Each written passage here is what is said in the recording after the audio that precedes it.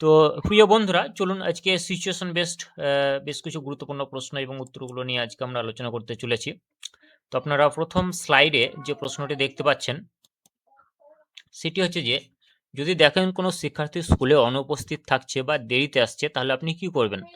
দেখুন, এটার আদর্শ বা মডেল উত্তর এইভাবে হতে পারে যে, আমি প্রথমে অভিভাবকের সঙ্গে যোগাযোগ করে কারণ জানতে চাইবো যে তার শিশুটি কেন বিদ্যালয়ে আসছে না, এবং যদি কোনো পারিবারিক সমস্যা থাকে তাহলে স্কুল কর্তৃপক্ষের সাথে আলোচনা করে সাহায্যের ব্যবস্থা করব। আর শিক্ষার্থীকে অবশ্যই বোঝাবো যে নিয়মিত স্কুলে আসা কেন জরুরি। কারণ নিয়মিত যদি স্কুলে আসে তাহলে সেক্ষেত্রে সে অন্যান্য বন্ধুদের সঙ্গে মিশতে পারবে, সে খেলার ছলে আনন্দ পাবে এবং অনেক কিছু জ্ঞান আহরণ করবে, যে জ্ঞানগুলি তাকে একজন মানে হচ্ছে আদর্শ নাগরিক হতে এবং ভালো মানুষ হতে ভবিষ্যতে সাহায্য করবে। এভাবে শিশুটিকে অবশ্যই বোঝাতে হবে এবং সেই সঙ্গে শিশুটির যদি কোনো শারীরিক বা মানসিক সমস্যা থাকে সেটাও বোঝার চেষ্টা করতে হবে, এবং সর্বোপরি তার যদি পারিবারিক সমস্যা থাকে সেটা অভিভাবকের সঙ্গে অবশ্যই যোগাযোগ করে জানতে চাইতে হবে। তো এইভাবে উত্তরটা দিতে পারেন। আশা করি আপনারা বুঝতে পারলেন। এবার যদি এই উত্তরটার পরিপ্রেক্ষিতে আপনাদের যদি কারোর কিছু বলার থাকে তাহলে অবশ্যই একটু জানান আমাকে কেউ। হ্যান্ড রেজ করে জানান, বা আরো কত সুন্দরভাবে উত্তরটি দেওয়া যেতে পারে যদি কারো মনে হয় একটু বলুন। পায়েল দে জয়েন করেছেন, ঋতু বসাক ইতিমধ্যেই, অপূর্ব মণ্ডল, শ্রীমন্ত খান। বলুন এই উত্তরটা আরো কত ভালোভাবে দেওয়া যেতে পারে, বা উত্তরটা যেটুকু আমি লিখেছি বা করেছি সেটা কি আপনাদের উপযুক্ত মনে হচ্ছে, নাকি আর একটু সাজিয়ে গুছিয়ে দেওয়া যেতে পারে? আমি খুব ঝটপট বেরিয়ে যাবো আজকে, কারণ ল্যাপটপের চার্জ খুব কম আছে, নাহলে আরো বেশি ব্যাখ্যা করা যেত এলাবোরেটলি। একটু জানান কেউ। ঠিক আছে, নেক্সট কোশ্চেন উত্তরে যাব, না কিছু বলবেন এটার পরিপ্রেক্ষিতে? শুনতে পাচ্ছেন তো সবাই? একজন রেসপন্স করুন।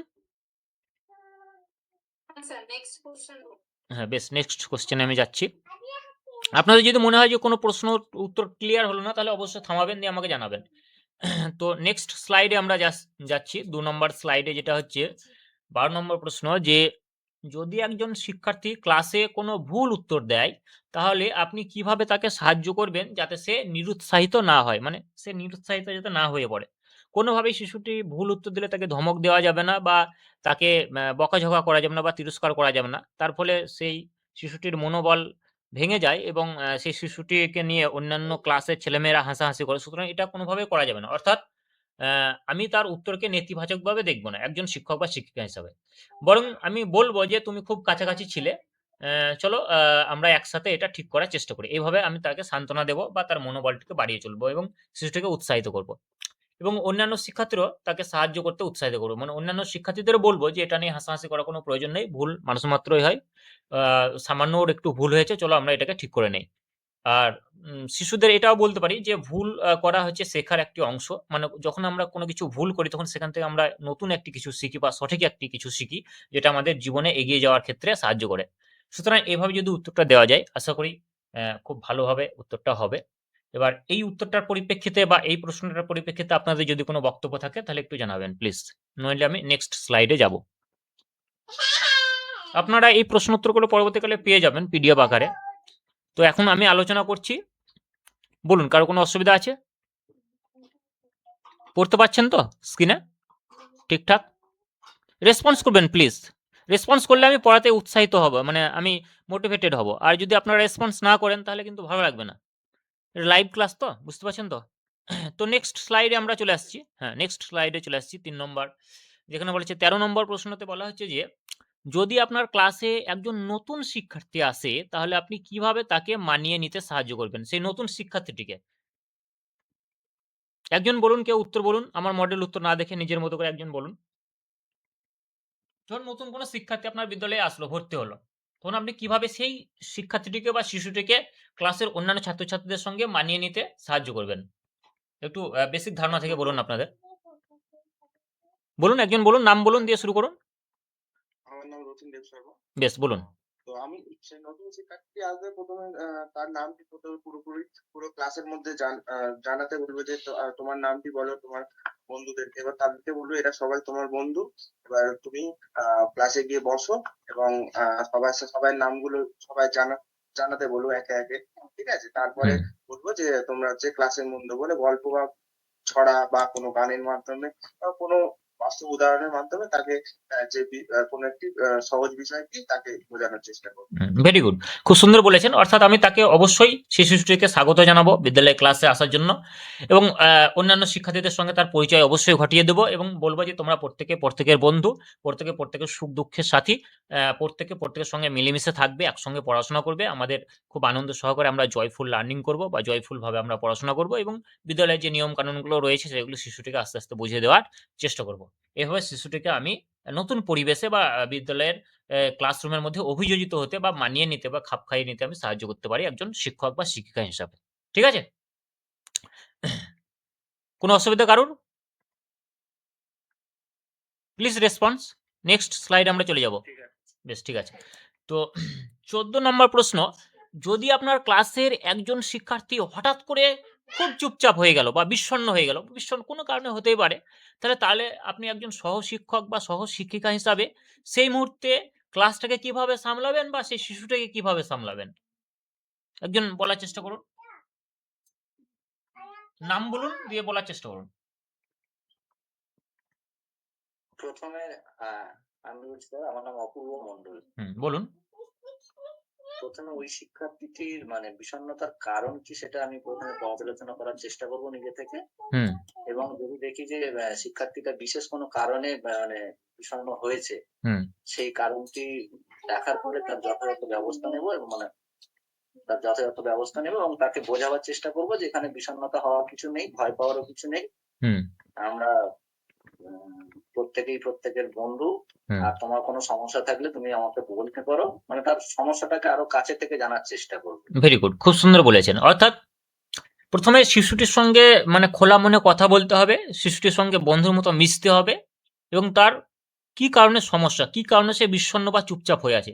সে কি বিদ্যালয়ে আসার সময় বাড়ি থেকে খেয়ে আসেনি, নাকি তার বাবা মা বকেছে, নাকি সে কোনো একটা বিষয় নিয়ে খুব দুশ্চিন্তায় ভুগছে, নাকি তার পারিবারিক কোনো ঝগড়া ঝামেলা হয়েছে যার জন্য তার মনটা খারাপ, বা নাকি তার কোনো শারীরিক সমস্যা হয়েছে, নাকি তার কোনো মানসিক এই সমস্ত সমস্যাগুলির মধ্যে কোনোটা রয়েছে, এটা আমাদেরকে প্রথমে বোঝার চেষ্টা করতে হবে এবং সেই মতো ব্যবস্থা নিতে হবে। যেমন পরিস্থিতি হবে সেই মতো শিশুটিকে বোঝাতে হবে, তার মনোবল বাড়াতে হবে, এবং বিষয়টি যদি গুরুতর হয়, খুব গুরুতর বিষয় যদি হয়, তাহলে অবশ্যই প্রধান শিক্ষক বা শিক্ষিকা মহাশয় বা মহাশয়া যিনি রয়েছেন তার সঙ্গে যোগাযোগ করতে হবে, এবং প্রয়োজনে স্কুল কাউন্সিলর বা ঊর্ধ্বতন কর্তৃপক্ষকে জানাতে পারি, অথবা তার পারিবারিক কোনো সমস্যা হলে গার্জেন কল করতে পারি, এবং গার্জেনের সঙ্গে প্রধান শিক্ষক মহাশয় সহ অন্যান্য সহশিক্ষক মিলে বিষয়টা নিয়ে আমরা আলোচনা করতে পারি। যার ফলে কি হবে? যার ফলে যেটা হবে যে শিশুটা অবশ্যই মানে যে তাকে এই যে তার বিষণ্ণ যে চিন্তাভাবনা বা বিষণ্ণভাবে বসে থাকা বা যে খুব চুপচাপ হয়ে যাওয়া, এখান থেকে আমরা বের করে আনতে পারি, এবং শিশুটি যদি খুব মানে যে ইন্ট্রোভার্ট টাইপের হয়, অর্থাৎ অন্তর্মুখী টাইপের হয়, খুব চুপচাপ স্বভাবের হয়, সেক্ষেত্রে তাকে ধীরে, ধীরে উৎসাহিত করতে হবে বিভিন্ন মানে যে কো-কারিকুলাম অ্যাক্টিভিটি যেগুলো রয়েছে সেগুলোতে যাতে সে অংশগ্রহণ করে, তার জন্য তাকে উৎসাহিত করতে হবে। এভাবে তাকে ধীরে, ধীরে কিন্তু ইন্ট্রোভার্ট থেকে এক্সট্রোভার্ট এর দিকে নিয়ে যাওয়া হবে। অর্থাৎ চুপচাপ থেকে অন্তর্মুখী স্বভাব থেকে বহির্মুখী স্বভাবের দিকে আস্তে, আস্তে নিয়ে যাওয়া যেতে পারে একজন সহশিক্ষক বা শিক্ষিকা হিসাবে। তাহলে এইভাবে উত্তরটাকে একটু সাজিয়ে দিতে হবে। আপনারা মডেল উত্তরটা একটু দেখতে পাচ্ছেন। যাই হোক, নেক্সট স্লাইডে আমরা চলে যাচ্ছি। এটা নিয়ে যদি কোনো অসুবিধা থাকে তাহলে জানাবেন কেউ। এটা নিয়ে কি কারো কোনো অসুবিধা আছে? এই কোয়েশ্চেন বা উত্তরটা নিয়ে? Sir anyone? বলছি যেকোনো সিচুয়েশন বেসড কোশ্চেনে মানে ঠিক কতটা আমাদের বলা উচিত বা খুব মানে বেশি নয়। কিভাবে বলবো তাহলে চার কি পাঁচটা সমস্যা হয় চার পাঁচটি সেন্টেন্সে টু দ্য পয়েন্ট বলে থেমে যাবেন। বেশি কথা বলতে যাবেন না। বেশি কথা বলতে গেলে জড়িয়ে যাবেন বা কিছু একটা বলতে চাইছেন অথচ মনে আসছে না, এরকম হবে। তার ফলে কি হবে? উত্তরটা সলিড হবে না, খুব সুন্দর হবে না। মানে খুব সুন্দর শর্টকাট ওয়েতে টু দ্য পয়েন্টে উত্তরটা বলে থেমে যাবেন, স্টপ। তারপর যদি সেই ক্রস কোয়েশ্চেন করে সেই পরিপ্রেক্ষিতে আপনি উত্তর দেবেন, বা সেখান থেকে যদি আরো কিছু জানতে চায় সেক্ষেত্রে আপনি উত্তর দেবেন। হুম, হুম, ঠিক আছে? তা এই ঠিক প্রশ্নর আছে। যে উত্তরটা আমি বললাম, এক্ষেত্রে কি কারো কোনো সমস্যা হচ্ছে বা মনে হচ্ছে কি যে উপযুক্ত হলো না বা যথার্থ হলো না, আরেকটু বলার প্রয়োজন আছে বলে কেউ মনে করেন? তাহলে সেক্ষেত্রে আমাকে জানান। ঠিকই আছে ঠিকই ঠিক আছে। ঠিক আছে, টু দ্য পয়েন্ট মনে হচ্ছে? হ্যাঁ স্যার। বেশ, লাস্ট আমরা ১৫ নাম্বার প্রশ্নতে চলে আসছি। যেখানে বলা হচ্ছে যে, যদি স্কুলের মধ্যে কোনো জরুরি পরিস্থিতির সৃষ্টি হয়, অর্থাৎ আগুন লেগে যাওয়া বা হয়তো ভূমিকম্প হওয়া, এগুলো জরুরি পরিস্থিতি বলাই যেতে পারে, বা বিদ্যুতে ধরুন শর্ট সার্কিট হয়ে যাওয়া হতেই পারে। তো তাহলে একজন সহশিক্ষক বা শিক্ষিকা হিসাবে আপনি শিক্ষার্থীদের বা শিশুদের সুরক্ষা সুনিশ্চিত কিভাবে করবেন? বা একজন সহশিক্ষক বা শিক্ষিকা হিসাবে আপনার ভূমিকা কি হবে? এই প্রশ্নটা কিন্তু আমি মক ইন্টারভিউ অনেককেই করেছি। তো অনেকেই ভালো উত্তর দিয়েছেন, অনেকে খুব সুন্দরভাবে উত্তর দিয়েছেন। তো আপনাদের মধ্যে কেউ একজন বলতে পারেন উত্তর। তারপর মডেল উত্তরটা আমি পড়ে একটু শোনাবো বা একটু ব্যাখ্যা করে দেবো। একটু বলুন কেউ। প্রথমেই স্যার নাম বলুন তাহলে আমি বুঝতে পারবো। হ্যাঁ, অপূর্ব মণ্ডল। বেশ বলুন। অপূর্ব। হুম, প্রথমেই এরকম আপৎকালীন পরিস্থিতি থেকে মানে শিশুদেরকে দূরে সরে নিয়ে যাব, যেখানে নিয়ে গেলে এই সমস্যা থেকে মোটামুটি পক্ষে একটু নিরাপত্তা পাওয়া যেতে পারে। হুম, পাশাপাশি হচ্ছে কি এই পরিস্থিতিতে শিশুরা স্বাভাবিকভাবে ভয় পেয়ে যাবে এবং তারা যাতে না ভয় পায় সেই বিষয়ে তাদেরকে আশ্বস্ত করবো। এতটুকুই, এরকমই করা যেতে পারে। বেশ ঠিক আছে, ভালো বলেছেন। বাকি শ্রীমন্ত খান বলুন অথবা পায়েল দে রয়েছেন বলুন, এই প্রশ্নের উত্তরটা বলুন। এই প্রশ্নের উত্তরটা আপনারা প্রত্যেকেই বলার স্যার চেষ্টা আমি করুন। বলছি। বলুন। স্যার প্রথমত যদি এইরকম কোনো পরিস্থিতি সৃষ্টি হয়, হুম, আমি তৎক্ষণাৎ আমার প্রত্যেকটি ছাত্রছাত্রীকে খুব যত্ন সহকারে অন্য কোনো স্থানে নিয়ে যাওয়ার চেষ্টা করব এবং সেখানে নিয়ে গিয়ে তাদেরকে অবশ্যই আমি সেই পরিস্থিতিটাতে যাতে তারা না ভয় পায়, তার জন্য তাদের সাথে থেকে আমি অবশ্যই তাদেরকে সান্ত্বনা দেওয়ার চেষ্টা করবো বা বোঝাবো এবং তার প্রত্যেকের মানে অভিভাবকদের আমি মানে বিষয়টি জানাবো এবং প্রত্যেকে যাতে অভিভাবকরা এসে তার ছাত্রছাত্রী মানে তার যে ছেলে মেয়েদেরকে নিয়ে যাতে যথাযোগ্য স্থানে অর্থাৎ বাড়িতে নিয়ে যায় সেই ব্যবস্থাটা করবো। বেশ ভালো বলেছেন। নেক্সট আরেকজন বলুন। একজন কেউ বলুন।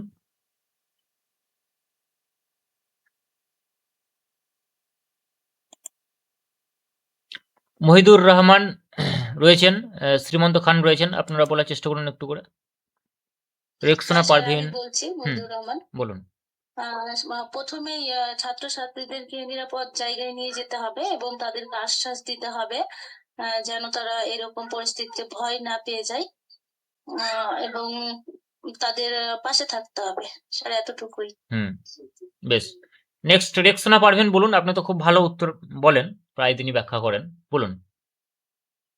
রেক্সনা পারভিন। স্যার প্রথমত আমাকে শিক্ষার্থীদের নিরাপত্তার কথা সর্বপ্রথম ভাবতে হবে।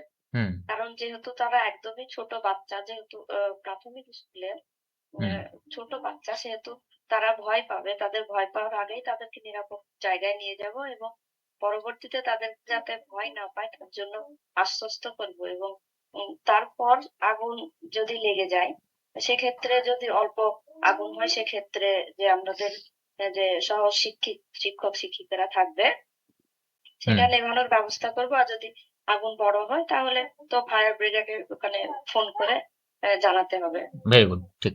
বেশ, ফারুক মন্ডল আপনি বলুন। ধন্যবাদ স্যার। হুম, বলুন। আহ, যদি জরুরি কোনো পরিস্থিতি বিদ্যালয়ে তৈরি হয়, সেক্ষেত্রে শিক্ষক হিসাবে প্রথমত আমি সেটাকে শান্ত ভাবে নিজেকে শান্ত রাখবো। হ্যাঁ, খুব উত্তেজিত না হয়ে খুব শান্ত ভাবে বাচ্চাদেরকে একটা নিরাপদ স্থানে সরিয়ে নিয়ে যাবো। হ্যাঁ, এবং তাদেরকে বলবো যে ভয়ের কিছু কারণ নাই,